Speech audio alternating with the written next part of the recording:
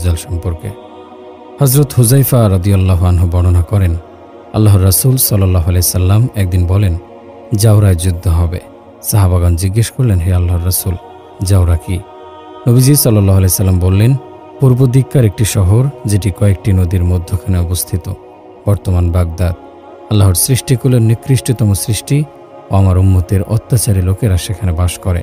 তাদের উপর 4 ধরনের শাস্তি চাপিয়ে দেওয়া হবে: অস্ত্রের শাস্তি, যুদ্ধ, মাটিতে ফাঁসে যাওয়ার শাস্তি, পাথরের শাস্তি ও আকৃতি বিকৃত হওয়ার শাস্তি।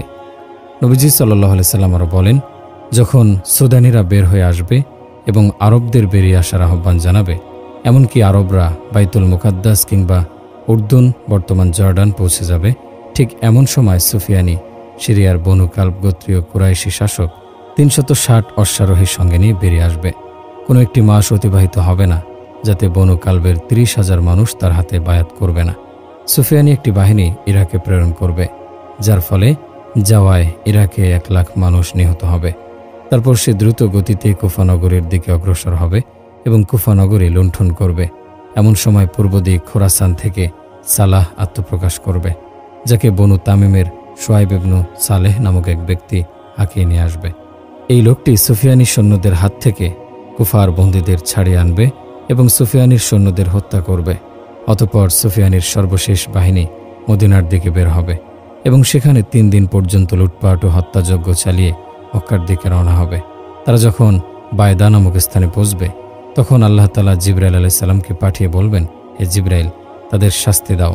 তখন জিবরাইল আলাইহিস সালাম তার পা দ্বারা এক আঘাত করবেন। তখন আল্লাহ তাআলা তাদের জমিনে ধসিয়ে দেবেন। তাদের মধ্যে কেবল 2 জন ব্যক্তি জীবিত থাকবে। তারা 2 জন সুফিয়ানের নিকট গিয়ে তার বাহিনীর ধসে যাওয়ার সংবাদ দেবে। তবে সে এতে আতঙ্কিত হবে না। অতঃপর কুরাইশের কিছু লোক কস্তন্তনিয়ার দিকে পালিয়ে যাবে। তখন সুফিয়ানি রোমের শাসকের নিকট দূত প্রেরণ করবে, যাতে সে সব লোককে তার নিকট মসজিদে পাঠিয়ে দেয়। বর্ণনাকারী বলেন, রোমের শাসক তাদেরকে সুফিয়ানের নিকট পাঠিয়ে দেবে।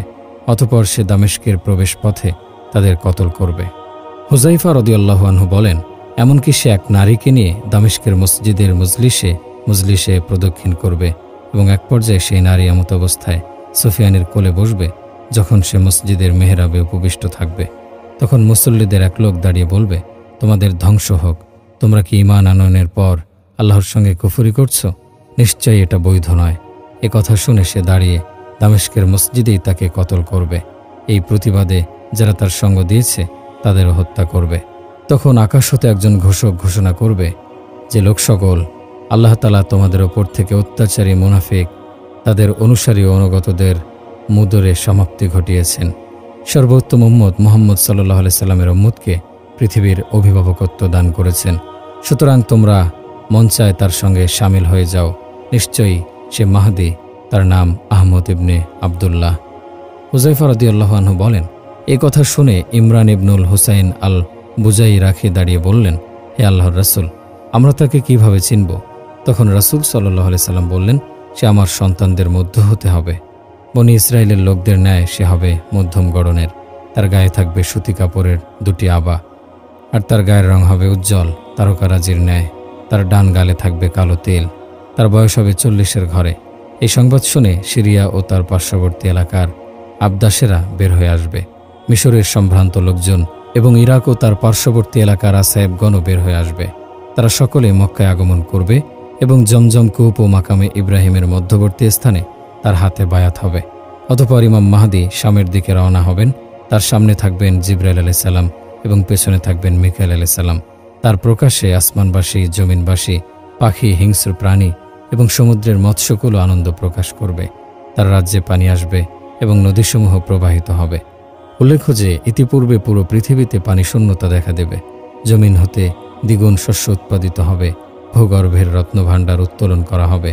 ইমাম মাহদী সিরিয়ায় আসবেন এবং ওই গাছের নিচে সুফিয়ানিকে হত্যা করবেন, যার ডালপালা ট্রাইবেরিয়া নদীর উপর ঝুলে আছে। প্রকৃতপক্ষে একটি কুকুরকে হত্যা করা হবে। হুযাইফা রাদিয়াল্লাহু আনহু বলেন, রাসূল সাল্লাল্লাহু আলাইহি সাল্লাম বলেছেন, সেই ব্যক্তি প্রকৃত বঞ্চিত যে ব্যক্তি কালব যুদ্ধের গনিমত হতে বঞ্চিত হবে, যদিও মাথা ঢাকার এক টুকরো কাপড়ই হোক না কেন। হুযাইফা রাদিয়াল্লাহু আনহু বলেন, হে আল্লাহর রাসূল, কিভাবে তাদের হত্যা করা বৈধ হবে, অথচ তারাও একত্ববাদে বিশ্বাসী হবে? তখন রাসূল সাল্লাল্লাহু আলাইহি সাল্লাম বলেন, হে হুযায়ফা, তারা সেদিন মুরতাদ থাকবে, কেননা তারা মদকে হালাল মনে করবে এবং তারা নামাজ পড়বে না। অতঃপর মাহদী এবং তার সঙ্গে থাকা মুসলমানগণ সফর করে দামেশকে আসবেন। তখন আল্লাহ তাআলা তাদের ওপর রোম তথা ইউরোপিয়ান খ্রিস্টানদের প্রেরণ করবেন। আর সে হবে হিরাক্লার পঞ্চম পুরুষ থেকে, তার নাম তবারা। সে হবে যুদ্ধবাজ। সে এসে তাদের সঙ্গে 7 বছরের জন্য শান্তি চুক্তি করবে। এর মধ্যে তোমরা এবং তারা মিলে তাদের পেছন দিকের তৃতীয় শক্তির রাশিয়ার বিরুদ্ধে যুদ্ধ করবে। এতে তোমরা সকলেই গনিমত ও নিরাপত্তা লাভ করবে। অতঃপর তোমরা একটি উঁচু সবুজ শ্যামল উপত্যকায় অবতরণ করবে। এমত অবস্থায় ইউরোপিয়ান খ্রিস্টানদের এক ব্যক্তি দাঁড়িয়ে বলবে, ক্রুশ বিজয়ী হয়েছে। তখন মুসলমানদের এক ব্যক্তি ক্রুশের দিকে এগিয়ে গিয়ে তা ভেঙে ফেলবে এবং বলবে, আল্লাহ তাআলাই বিজয়ী। বর্ণনাকারী বলেন, অতঃপর নবী করিম সাল্লাল্লাহু আলাইহি সাল্লাম বলেন, তখন তারা তোমাদের সঙ্গে প্রতারণা তথা সন্ধি ভঙ্গ করবে। আর এ কাজে তারাই অগ্রগামী। মুসলমানদের সেই দলটি শহীদ হয়ে যাবে। তাদের থেকে কেউ পালাতে পারবে না, কেননা তখন তোমাদের বিরুদ্ধে মহাযুদ্ধের জন্য সকলে একত্রিত হবে, যেমন গর্ভবতী নারীর জন্য সকলে একত্রিত হয়। সুতরাং তারা 80টি পতাকা নিয়ে বের হবে। প্রত্যেক পতাকার অধীনে 12,000 সৈন্য থাকবে। এক পর্যায়ে যুদ্ধ আন্তাকিয়ার ভেতরে প্রবেশ করবে। তখন হীরা কিংবা শামের সকল খ্রিস্টান ক্রুশ উত্তোলন করবে, বলবে, পৃথিবীতে কি আর কোনো খ্রিস্টান নেই? এই বাহিনীকে আজ সাহায্য করো। তখন তোমাদের নেতা ইমাম মাহদী ও তার সঙ্গী সাথীরা দামেস্ক থেকে সফর করে আন্তাকিয়ার ভেতরে প্রবেশ করবেন। অতঃপর তোমাদের নেতা সিরিয়াবাসীর নিকট এই মর্মে প্রতিনিধি প্রেরণ করবেন যে, তোমরা আমাকে সহযোগিতা করো। আহলে মাশরিক তথা ইরাকবাসীর নিকট এই মর্মে দূত প্রেরণ করবেন যে, আমাদের নিকট 70 জন বাদশার পক্ষ হতে শত্রুবাহিনী এসে পৌঁছেছে, যাদের আলো আকাশ পর্যন্ত পৌঁছেছে। হুযায়ফা রাদিয়াল্লাহু আনহু বলেন, রাসূল সাল্লাল্লাহু আলাইহি সাল্লাম ইরশাদ করেন, আমার উম্মতের সর্বোত্তম শহীদ হল আমাক যুদ্ধ ও দাজ্জালের যুদ্ধের শহীদ। যুদ্ধের প্রচণ্ডতা এতই তীব্র হবে যে অস্ত্রের সাথে অস্ত্রের ঘর্ষণে আগুনের ফুলকি ছুটতে থাকবে। এমনকি একজন মুসলিম সৈন্য কোনো লোহার রড দ্বারাও যদি শত্রুকে আঘাত করে, তাহলে তা বর্ম পরিহিত দুজনকে টুকরো করে ফেলবে। তাদের সঙ্গে এমন তীব্রতর যুদ্ধ সংঘটিত হবে যে ঘোড়া রক্তে ডুবে যাবে। এমন সময় আল্লাহ তাআলা তাদের উপর রাগান্বিত হবেন। ফলে তাদেরকে ছুটন্ত বর্ষা দ্বারা আঘাত করা হবে, ধারালো তরবারি দ্বারা আঘাত করা হবে এবং তাদের প্রতি ফুরাত নদীর তীরে স্থাপিত ধনুক দ্বারা তীর নিক্ষেপ করা হবে। এভাবে 40 দিন পর্যন্ত তাদের সঙ্গে তীব্র লড়াই চলতে থাকবে। অতঃপর আল্লাহ তাআলা ইরাকবাসীর ওপর আল্লাহর সাহায্য অবতীর্ণ হবে। ততক্ষণে তাদের 9,99,000 সৈন্য নিহত হবে এবং তাদের সঙ্গে থাকা সরঞ্জামাদি তাদের কবর থেকে ভেসে উঠবে। তখন ইরাকে একজন ঘোষক দাঁড়িয়ে বলবেন, হে লোক সকল, তোমরা সিরিয়ায় প্রবেশ করো, কেননা এটাই মুসলমানদের আশ্রয়স্থল এবং সেখানেই তোমাদের নেতা রয়েছেন। হুযায়ফা রাদিয়াল্লাহু আনহু বলেন, সেদিন একজন মুসলমানের সর্বোত্তম সম্পদ হবে সেই বাহন যা দ্বারা সে সিরিয়া যাবে। সেই উট হবে সর্বোত্তম সম্পদ, যাতে আরোহণ করে সে দামেশকে শামিল হবে। মুসলমানদের নেতা ইয়ামানে এই মর্মে দূত পাঠাবেন যে, তোমরা আমাকে সহযোগিতা করো। তখন ইয়ামানের আদন নামক স্থানের চূড়া হতে ধারালো তরবারি বহন করে 70,000 সৈন্যের এক বাহিনী আসবে। তারা বলবে, আমরা প্রকৃত অর্থে আল্লাহ তাআলার বান্দা, আমরা কোনো প্রতিদান কিংবা রিজিক চাই না। এভাবে আন্তাকিয়ার ভেতরে ইমাম মাহদীর নিকট আসবে। তখন মুসলমান এবং ইউরোপিয়ান খ্রিস্টানরা এক তীব্র যুদ্ধে লিপ্ত হবে। মুসলমানদের থেকে 30,000 শহীদ হয়ে যাবে, তাদেরও হত্যা করা হবে। এতে কোনো ভুল হবে না। সেদিন কোনো খ্রিস্টানই তা শুনবে না। আর তোমরা কদম কদম করে এগিয়ে যাবে। সেদিন তোমরাই হবে আল্লাহ তাআলার সর্বোত্তম বান্দা। তোমাদের মধ্যে সেদিন কোনো ব্যভিচারী থাকবে না, কোনো আত্মসাৎকারী থাকবে না এবং কোনো চোর থাকবে না। হুযায়ফা রাদিয়াল্লাহু আনহু বলেন, আমরা তো জানি আদম সন্তানের মধ্যে ইয়াহইয়া ইবনু জাকারিয়া আলাইহিস সালাম ছাড়া সকলেই কোনো না কোনো গুনাহে জড়িত হয়েছে। বর্ণনাকারী বলেন, তখন রাসূল সাল্লাল্লাহু আলাইহি সাল্লাম বললেন, আল্লাহ তাআলা একটি তাওবার বিনিময়ে তোমাদেরকে সকল গুনাহ থেকে এমনভাবে পবিত্র করে দেবেন যেমনভাবে অপরিচ্ছন্ন কাপড় ময়লা থেকে পবিত্র হয়ে যায়। তোমরা ইউরোপের যে দুর্গের পাশ দিয়ে যাওয়ার সময় তাকবীর বলবে, তার দেয়ালি কানে পড়বে। অতঃপর তোমরা তাদের হত্যা করবে। এভাবে তোমরা কুফরের শহর কস্তন্তনিয়ায় প্রবেশ করবে। তোমরা সেখানে 4 বার তাকবীর বলবে, ফলে তার দেয়াল ধসে পড়বে। হুযায়ফা রাদিয়াল্লাহু আনহু বলেন, অতঃপর রাসূল সাল্লাল্লাহু আলাইহি সাল্লাম বলেন, নিশ্চয়ই আল্লাহ তাআলা কস্তন্তনিয়া এবং খ্রিস্টানদের ধ্বংস করবেন। অতঃপর তোমরা তাতে প্রবেশ করবে এবং 4 লক্ষ খ্রিস্টানকে হত্যা করবে। সেখান হতে তোমরা স্বর্ণ মণিমুক্তার ভাণ্ডার বের করবে, যা দ্বারা তোমরা দারুল বিলাদ গড়ে তুলবে। জিজ্ঞেস করা হবে, হে আল্লাহর রাসূল, দারুল বিলাদ কি? তিনি বললেন, খিলাফতের প্রাসাদ ফিলিস্তিন। অতঃপর তোমরা সেখানে 1 বছর অবস্থান করবে। সেখানে তোমরা মসজিদ নির্মাণ করবে। অতঃপর তোমরা সেখান হতে সফর করে কদাদু মারিয়াহ নামক শহরে পৌঁছবে। সেখানে তোমরা কস্তন্তনিয়া হতে প্রাপ্ত ধনভাণ্ডার বন্টন করা অবস্থায় একজন ঘোষককে বলতে শুনবে, হে লোক সকল, তোমাদের অনুপস্থিতিতে সিরিয়ায় তোমাদের পরিবারের নিকট দাজ্জাল চলে এসেছে। এতে তোমরা স্বামীর দিকে ফিরে যাবে, অথচ এটি একটি মিথ্যা সংবাদ। তখন তোমরা নৌকা বানাতে শুরু করবে, যার কাঠ হবে সুবনান পর্বতের এবং রশি হবে বাইসান উপত্যকার খেজুর গাছের। তোমরা আক্কা নামক শহর হতে সেগুলোর 1000 নৌকায় আরোহণ করবে এবং সিরিয়ার উর্দুন জর্ডান উপকূল হতে 5000 নৌকায় আরোহণ করবে। সেদিন তোমরা 4টি সেনাদলে সজ্জিত থাকবে, পূর্বাঞ্চলের খোরাসান সৈন্যদল, পশ্চিমাঞ্চলের ইউরোপিয়ান সৈন্যদল, সিরিয়ার সৈন্যদল এবং হিজাজ তথা আরবের সৈন্যদল। তোমরা সকলেই এমনভাবে ঐক্যবদ্ধ থাকবে যেন সকলে এক ব্যক্তির সন্তান। আল্লাহ তাআলা তোমাদের অন্তর হতে হিংসা বিদ্বেষ দূর করে দেবেন। সুতরাং তোমরা সকলে আক্কা শহর হতে ইউরোপে সফর করবে। তোমাদের জন্য বাতাসকে এমনভাবে অনুগত করে দেয়া হবে যেমনভাবে সুলাইমান ইবনু দাউদ আলাইহিস সালামের জন্য অনুগত করে দেয়া হয়েছিল। এক পর্যায়ে তোমরা ইউরোপে প্রবেশ করবে। তোমরা সেখানে সেনা ছাউনি স্থাপন করতে থাকবে। এমত অবস্থায় তোমাদের নিকট এক ইউরোপিয়ান ধর্মযাজক এগিয়ে আসবেন। তিনি একজন খ্রিস্টান আলেম এবং পূর্ববর্তী ধর্মীয় কিতাবাদি সম্পর্কে জ্ঞানী। তিনি তোমাদের সৈন্যদলের ভেতরে প্রবেশ করে বলবেন, তোমাদের নেতা কোথায়? তখন লোকেরা ইমাম মাহদীকে দেখিয়ে বলবে, এই যে আমাদের নেতা। লোকটি তার সামনে বসে আল্লাহ তাআলা, ফেরেশতা, জান্নাত, জাহান্নাম এবং আদম আলাইহিস সালাম থেকে মূসা ও ঈসা আলাইহিস সালাম পর্যন্ত নবীগণের বৈশিষ্ট্য ও গুণাবলী সম্পর্কে জিজ্ঞেস করবে। অতঃপর লোকটি বলবে, আমি সাক্ষ্য দিচ্ছি, নিশ্চয়ই তোমাদের দিন আল্লাহ তাআলা ও তার নবীগণের দিন, আর নবীগণ আল্লাহ তাআলার দিন ব্যতীত অন্য কোনো দিনের ওপর সন্তুষ্ট নন। অতঃপর লোকটি জিজ্ঞেস করবে, আচ্ছা বলুন তো, জান্নাতবাসী কি পানাহার করবে? তখন ইমাম মাহদী বলবেন, হ্যাঁ। তখন লোকটি কিছুক্ষণ সিজদায় নত হয়ে থাকবে। অতঃপর বলবে, এটাই তো আমার দিন, এটাই তো মুসার দিন। আল্লাহ তাআলা মূসা ও ঈসা আলাইহিস সালামের উপর এই দিনই অবতীর্ণ করেছেন, আর তোমাদের নবীর গুণাবলী আমাদের ইনজিলে রয়েছে, যিনি লাল উটের মালিক হবেন, আর তোমরা এই শহরের অধিবাসী। সুতরাং লোকটি শহরে প্রবেশ করে চিৎকার করে বলবে, হে ইউরোপিয়ান খ্রিস্টানগণ, তোমাদের নিকট ইব্রাহিম ইবনু ইসমাইলের সন্তান চলে এসেছে, যাদের আলোচনা তোমরা ভগবত এবং ইনজিলে শুনেছ যে তাদের নবী লাল উটের মালিক হবেন। সুতরাং তোমরা তাদের ডাকে সাড়া দাও এবং আনুগত্য করো। লোকটির এই আহ্বান শুনে খ্রিস্টানরা তার উপর ঝাঁপিয়ে পড়বে এবং তাকে হত্যা করবে। তখন আল্লাহ তাআলা আকাশ হতে তাদের উপর স্তরের ন্যায় আগুনের গোলা প্রেরণ করবেন। এক পর্যায়ে তোমরা শহরের মাঝামাঝি পৌঁছলে মুসলমানদের নেতা বলবেন, হে লোক সকল, ধর্মযাজক শহীদ হয়েছেন। হযরত হুযাইফা রাদিয়াল্লাহু আনহু বলেন, অতঃপর রাসূল সাল্লাল্লাহু আলাইহি সাল্লাম বলেন, এই ধর্মযাজককে একাই পাঠানো হবে। অতঃপর তারা ওই শহরে 4 বার তাকবীর বলবে, ফলে শহরের দেয়াল ভেঙে পড়বে। আর এদেরকে রোমান বলার কারণ হলো তারা আনার ফলের মতোই সৃষ্টির ভাণ্ডার। তোমরা সেখানে 6 লক্ষ খ্রিস্টানকে হত্যা করবে। সেখান হতে বাইতুল মুকাদ্দাসের চুরিকৃত অলঙ্কারসমূহ এবং সেই তাবুত বাক্স উদ্ধার করবে, যার মধ্যে সাকিনা, বনী ইসরায়েলের মায়েদা, মূসা আলাইহিস সালামের উপর অবতীর্ণ ভগ্ন তখ্তের টুকরো, লাঠি, সুলাইমান আলাইহিস সালামের রাজকীয় আসন এবং বনী ইসরায়েলের উপর অবতীর্ণ দুধের চেয়েও সাদা রঙের 2 কাফিজ মান্না রয়েছে। হযরত হুযাইফা রাদিয়াল্লাহু আনহু বলেন, আমি বললাম, হে আল্লাহর রাসূল, এগুলো সেখানে কিভাবে পৌঁছবে? বর্ণনাকারী বলেন, তখন রাসূল সাল্লাল্লাহু আলাইহি সাল্লাম বললেন, বনী ইসরায়েল যখন সীমা লঙ্ঘন করল এবং নবীগণকে হত্যা করল, তখন আল্লাহ তাআলা তাদের প্রতি বুখতে নাসারকে প্রেরণ করেন। সে বনী ইসরায়েলের 70,000 ইহুদিকে হত্যা করে।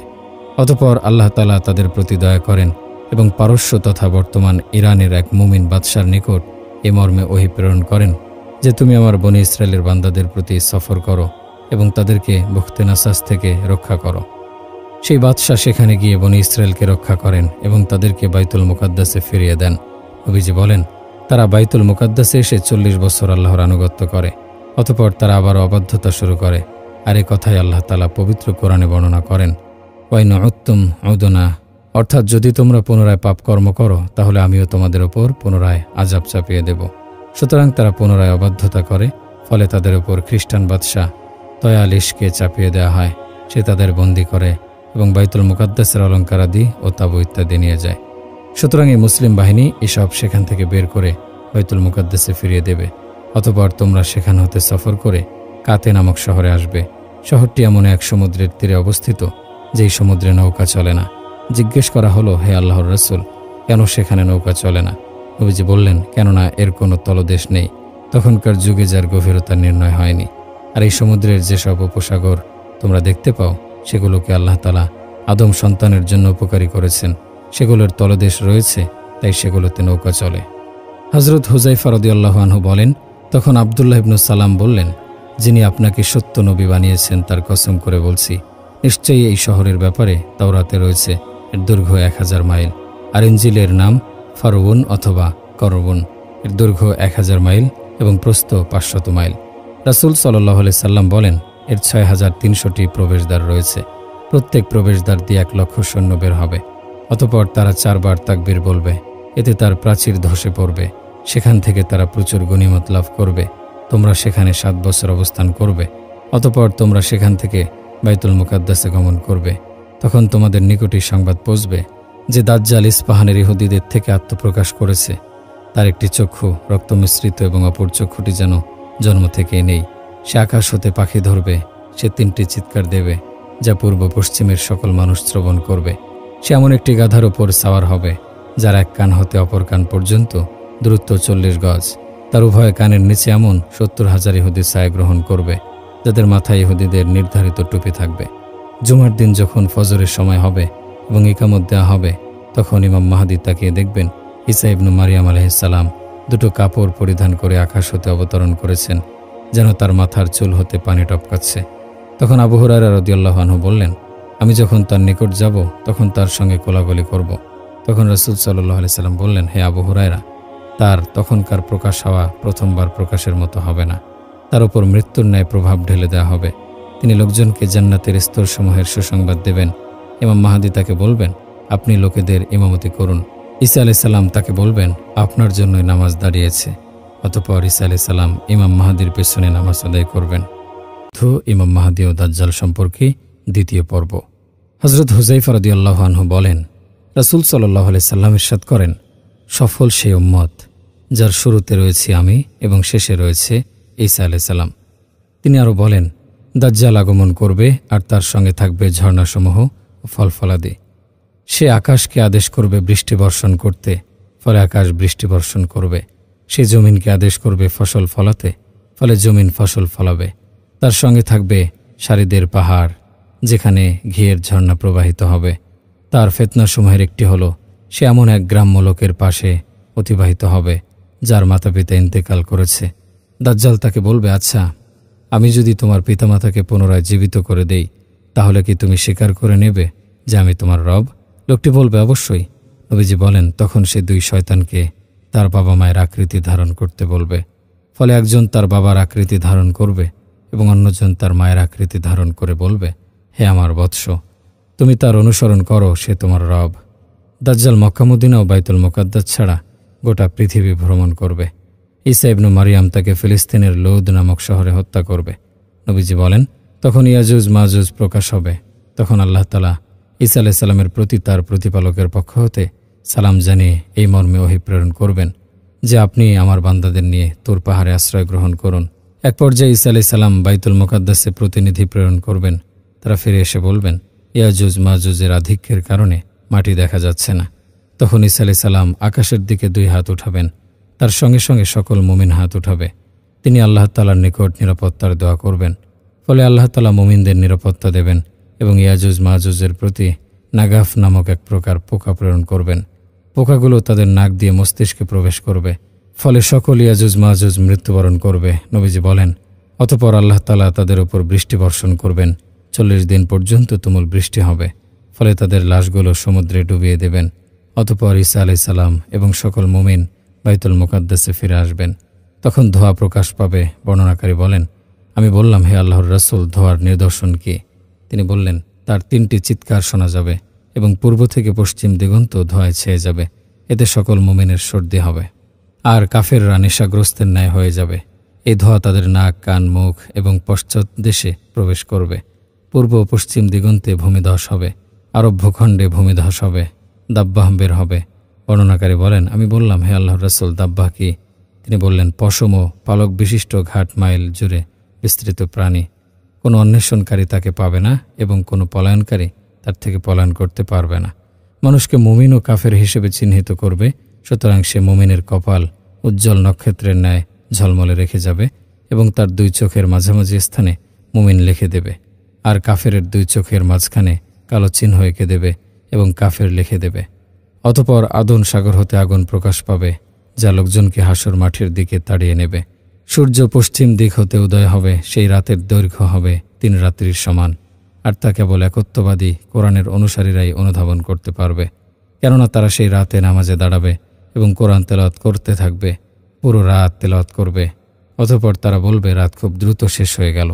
কথা বলে তারা সামান্য আরামের জন্য মাথা রাখবে। অতঃপর জাগ্রত হয়ে একে অপরের নিকট গিয়ে বলতে থাকবে, আমরা যা অস্বীকার করেছি তোমরাও কি তা অস্বীকার করেছ? তখন একে অপরকে বলতে থাকবে, গতকাল পশ্চিম দিক হতে সূর্য উদয় হয়েছে। সুতরাং যখন সূর্য পশ্চিম দিক হতে উদয় হবে তখন কারো ঈমান আনয়ন আর কোনো উপকারে আসবে না, যদি সে পূর্বে ঈমান না এনে থাকে এবং ঈমান দ্বারা কোনো উপকার লাভ করে না থাকে। নবীজি বলেন, ঈসা আলাইহিস সালাম মুমিনদের মধ্যে 40 বছর অবস্থান করবেন। অতঃপর আল্লাহ তাআলা মক্কার দিক হতে প্রশান্তিদায়ক এক বাতাস প্রেরণ করবেন, যা ঈসা ইবনে মারইয়াম আলাইহিস সালাম এবং সকল মুমিনের রূহ কবজ করবে। কেবল সেসব মানুষ অবশিষ্ট থাকবে যারা তাদের প্রতিপালককে চিনবে না, কোনো কৃতজ্ঞতা আদায় করবে না। অতঃপর তারা আল্লাহ তাআলার ইচ্ছা অনুযায়ী অবস্থান করবে। অবশেষে সর্বনিকৃষ্ট সৃষ্টির উপর কিয়ামত সংঘটিত হবে। প্রিয় দর্শক, এই হাদিসটি ছাড়াও অসংখ্য হাদিসে ঘটনাসমূহের বিক্ষিপ্ত বিবরণ এসেছে। যদিও অতটা ধারাবাহিক বর্ণনা অন্য কোনো হাদিসে পাওয়া যায় না, তা সত্ত্বেও আমরা হযরত আব্দুল্লাহ ইবনে মাসউদ রাদিয়াল্লাহু আনহু হতে বর্ণিত তুলনামূলক বিস্তৃত একটি হাদিস উল্লেখ করে আমাদের এই অধ্যায়ের ইতি টানছি। হযরত আব্দুল্লাহ ইবনে মাসউদ রাদিয়াল্লাহু আনহু নবী করিম সাল্লাল্লাহু আলাইহি সাল্লাম হতে বর্ণনা করেন, তিনি বলেন, মুসলিম সেনাদল এবং রোমান তথা ইউরোপিয়ানদের সঙ্গে যুদ্ধবিরতি এবং সন্ধি স্থাপিত হবে। ফলে তাদের সঙ্গে মিলে তাদের কোনো এক শত্রু রাশিয়ার বিরুদ্ধে যুদ্ধ করবে। যুদ্ধ জয়ের পর তারা পরস্পরে গনিমত বন্টন করবে। অতঃপর ইউরোপিয়ানরা মুসলমানদের সঙ্গে মিলে পারস্য তথা বর্তমান ইরানের বিরুদ্ধে লড়াই করবে। সুতরাং তারা তাদের যোদ্ধাদের হত্যা করবে এবং তাদের সন্তানাদিকে বন্দী করবে। তখন ইউরোপিয়ানরা বলবে, যেমনইভাবে আমরা তোমাদের গনিমতের অংশ দিয়েছিলাম, তোমরা আমাদেরকে গনিমতের অংশ দাও। সুতরাং গনিমতের সম্পদ এবং মুশরিকদের সন্তানাদি বন্টন করবে। তখন ইউরোপিয়ানরা বলবে, তোমাদের মুসলিম সন্তানদের থেকে যারা বন্দী হয়েছে তাদেরও বন্টন করে আমাদের অংশ দাও। তখন মুসলিম সৈন্যরা বলবে, আমরা কখনোই মুসলমানদের সন্তানদের গনিমত হিসেবে বন্টন করব না। তখন ইউরোপিয়ানরা বলবে, তোমরা আমাদের সঙ্গে প্রতারণা করছো। ইউরোপিয়ান সৈন্যদল কুস্তান্তনিয়ায় তাদের নেতার কাছে গিয়ে বলবে, আরবরা আমাদের সঙ্গে প্রতারণা করেছে, আমরা সংখ্যায় তাদের চেয়ে বেশি, অস্ত্রশস্ত্রেও আমরা তাদের তুলনায় স্বয়ংসম্পূর্ণ, শক্তি সামর্থ্যেও আমরা তাদের তুলনায় শক্তিশালী, আপনি আমাদেরকে তাদের বিরুদ্ধে লড়াইয়ের সুযোগ দিন।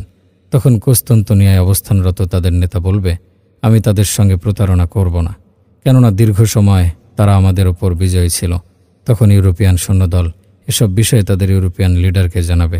তখন সে মুসলমানদের বিরুদ্ধে 80টি পতাকাবাহী 80টি দেশের সমন্বয়ে গঠিত সৈন্যদল প্রেরণ করবে। প্রত্যেক পতাকার অধীনে 12,000 নৌসেনা থাকবে। তাদের লিডার তাদেরকে বলবে, যখন তোমরা শাম তথা সিরিয়ার উপকূলে পৌঁছবে তখন তোমরা তোমাদের নৌযানগুলো আগুনে জ্বালিয়ে দেবে, যাতে তোমরা মরণপণ লড়াই করো। তারা তাদের লিডারের আদেশ অনুযায়ী কাজ করবে এবং দামেস্ক শহর ও মোনাক ছাড়া পুরে বা সিরিয়ার জল এবং স্থলভূমি দখল করে নেবে। বর্ণনাকারী বলেন, তখন ইবনে মাসউদ রাদিয়াল্লাহু আনহু জিজ্ঞেস করলেন, এত এত মুসলমান কেবল দামেস্ক শহরে কিভাবে জায়গা হবে? তখন নবী করিম সাল্লাল্লাহু আলাইহি সাল্লাম বললেন, যার হাতে আমার প্রাণ তার কসম, মায়ের পেট যেমন তার গর্ভস্থিত শিশুর জন্য প্রশস্ত হয়ে যায়, ঠিক তেমনিভাবে যত মুসলমানই সেখানে আসুক সকলের জায়গা হয়ে যাবে।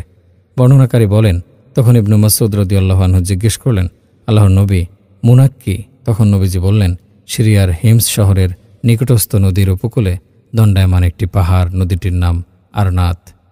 সুতরাং সেদিন মুসলমানদের সন্তানাদি থাকবে মুনাক পাহাড়ের উপরিভাগে, আর মুসলমানগণ থাকবে আরনাত নদীর তীরে। তখন মুশরিকরা আরনাত নদীর পেছনে অবস্থান করবে, সকাল ও সন্ধ্যায় আক্রমণ করবে। কুস্তান্তনিয়ার শাসক এই অবস্থা দেখে স্থলভাগে তাদের সহযোগিতায় কিন্নাসরেনের দিকে 6 লক্ষ সদস্যের এক বাহিনী প্রেরণ করবে। তখন ইয়ামানবাসী মুসলমানদের পক্ষে তাদের মোকাবেলায় 70,000 সদস্যের একটি বাহিনী প্রেরণ করবে। আল্লাহ তাআলা তাদের অন্তরসমূহকে ঈমানের বন্ধনে আবদ্ধ করে দেবেন। অতঃপর তাদের সঙ্গে যোগ দেবে ইয়ামানের হিমায়ার অঞ্চলের 40,000 সদস্যের এক বাহিনী। তারা বাইতুল মুকাদ্দাসে এসে ইউরোপিয়ানদের বিরুদ্ধে যুদ্ধ করবে। তারা ইউরোপিয়ানদেরকে এক সৈন্যদল থেকে অন্য সৈন্যদলের নিকট তাড়িয়ে বেড়াবে। এক পর্যায়ে তাদের তাড়িয়ে কিন্না সরিয়ে নিয়ে আসবে। তখন ইউরোপিয়ানদের মোকাবেলায় মাওয়ালিদের এক বাহিনী দাঁড়িয়ে যাবে। ইবনে মাসউদ রাদিয়াল্লাহু আনহু বলেন, আমি জিজ্ঞেস করলাম, হে আল্লাহর রাসূল, মাওয়ালিদের বাহিনী কারা? তখন তিনি বললেন, তোমাদের আরবদের আজাদকৃত গোলাম, যারা তোমাদের বংশধরদের এক জাতি। তারা আসবে পারস্য তথা ইরানের খোরাসানের দিক থেকে। তারা এসে বলবে, আমরা দুই দলের সিরিয়ায় অবস্থানরত মুসলিম এবং ইয়ামানের মুসলিম কোনো দলেরই সঙ্গ দেব না, যতক্ষণ না তোমাদের দাবি এক হবে। সুতরাং ইউরোপিয়ানদের বিরুদ্ধে একদিন সিরিয়ান মুসলিমরা লড়াই করবে, একদিন ইয়ামানি মুসলিমরা লড়াই করবে এবং একদিন মাওয়ালি তথা ইরানের খোরাসানের দিক থেকে আগত মুসলিমরা লড়াই করবে। এক পর্যায়ে মুসলিম বাহিনী ত্রিমুখী আক্রমণের মাধ্যমে ইউরোপিয়ানদেরকে আমাকের দিকে তাড়িয়ে নিয়ে যাবে। তখন মুসলমানরা এক নদীর উপকূলে অবতরণ করবে, যাকে অমুক অমুক নামে ডাকা হয়।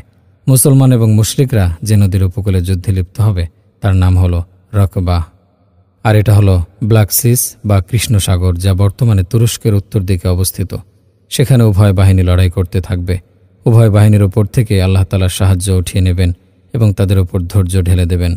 লড়াই এতটাই তীব্র হবে যে 1/3 মুসলমান শহীদ হয়ে যাবে, 1/3 মুসলিম পালিয়ে যাবে এবং 1/3 মুসলিম অবশিষ্ট থাকবে।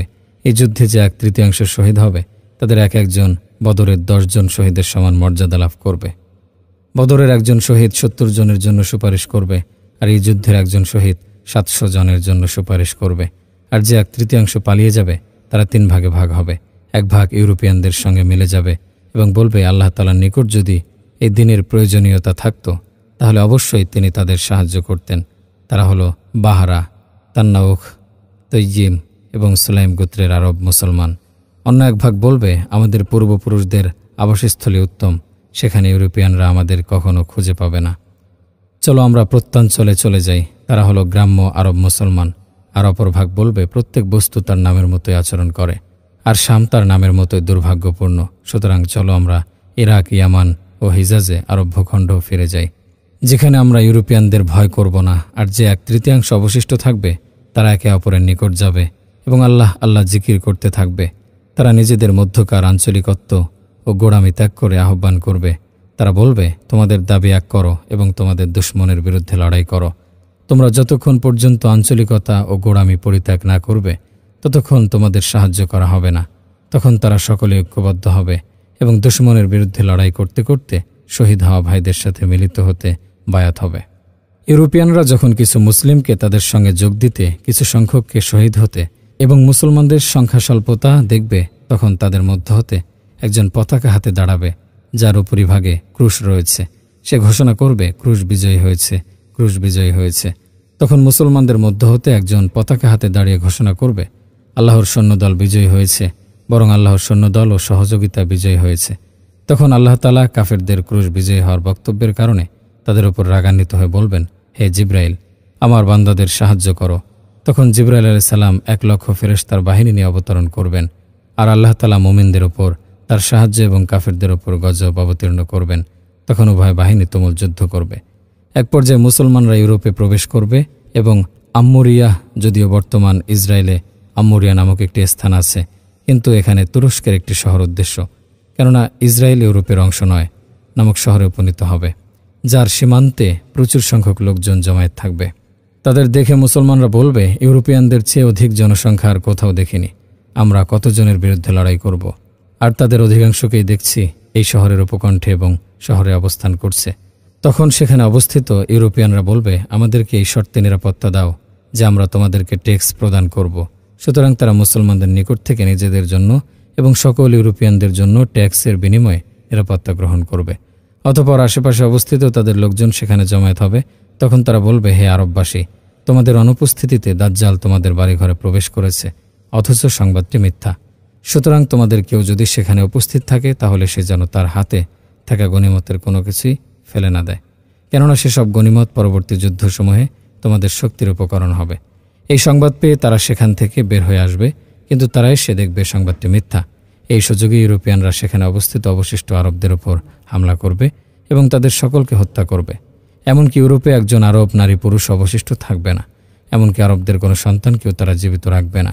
মুসলমানরা এই সংবাদ পেয়ে আল্লাহর জন্য রাগান্বিত হয়ে ফিরে আসবে এবং তাদের হত্যাকারীদের কতল করবে, তাদের পরিবার পরিজনকে বন্দী করবে এবং তাদের ধনসম্পদ গনিমত হিসেবে গ্রহণ করবে। অতঃপর তারা কোনো শহর কিংবা কেল্লা বিজয় করতে 3 দিনের বেশি সময় নেবে না। অতঃপর তারা কৃষ্ণ সাগর সমুদ্রের উপকূলে অবতরণ করবে। সমুদ্রকে তাদের জন্য প্রশস্ত করা হবে এবং তা প্রবাহিত হতে থাকবে। সকালে কস্তন্তনিয়াবাসী বলতে থাকবে, ক্রুশ আমাদের জন্য সমুদ্রকে প্রশস্ত করে দিয়েছে, মাসিহ আমাদের সাহায্যকারী। তারা পরদিন সকালে উঠে দেখবে সমুদ্র শুকিয়ে গেছে। সেখানে তাঁবু টানানো হবে, কস্তন্তনিয়া থেকে সমুদ্রকে বিচ্ছিন্ন করে দেওয়া হবে। অতঃপর মুসলমানরা জুমার রাতে আলহামদুলিল্লাহ, আল্লাহু আকবার জিকির করতে করতে সকাল পর্যন্ত কাফেরদের শহর ঘেরাও করবে। তাদের মধ্যে কেউ ঘুমন্ত কিংবা বসে থাকবে না। যখন ফজর উদয় হবে তখন সকল মুসলমান মিলে একটি তাকবীর ধ্বনি দেবে। এতে 2 দুর্গের মাঝখানে সবকিছু ধসে যাবে। তখন ইউরোপিয়ানরা বলবে, আমরা আরবদের বিরুদ্ধে যুদ্ধ করেছিলাম, এখন আমরা আমাদের রবের বিরুদ্ধে যুদ্ধ করব। কেননা তিনি তাদের জন্য আমাদের শহরকে ধসিয়ে দিয়েছেন এবং ধ্বংস করে দিয়েছেন। সুতরাং তারা মুসলমানদের হাতে বন্দী হবে। অতঃপর ঢাল দ্বারা পরিমাপ করে স্বর্ণ বন্টন করবে, তাদের সন্তানদেরও বন্টন করে দেবে। এমনকি একজন পুরুষের ভাগে 300 কুমারী নারী আসবে, আর তারা তাদের ভাগে আসা সম্পদ আল্লাহ তাআলার ইচ্ছা অনুযায়ী উপভোগ করবে। এরই মধ্যে সত্যি সত্যি দাজ্জাল আত্মপ্রকাশ করবে। আল্লাহ তাআলা এমন একটি জাতির হাতে কস্তন্তনিয়া বিজয় দেবেন যারা আল্লাহর বন্ধু। তাদের থেকে আল্লাহ তাআলা মৃত্যু, অসুস্থতা এবং পেরেশানি উঠিয়ে নেবেন। এমত অবস্থায় তাদের মধ্যে ঈসা আলাইহিস সালাম অবতরণ করবেন। অতঃপর মুসলমানরা তার সঙ্গে মিলে দাজ্জালের বিরুদ্ধে যুদ্ধ করবে।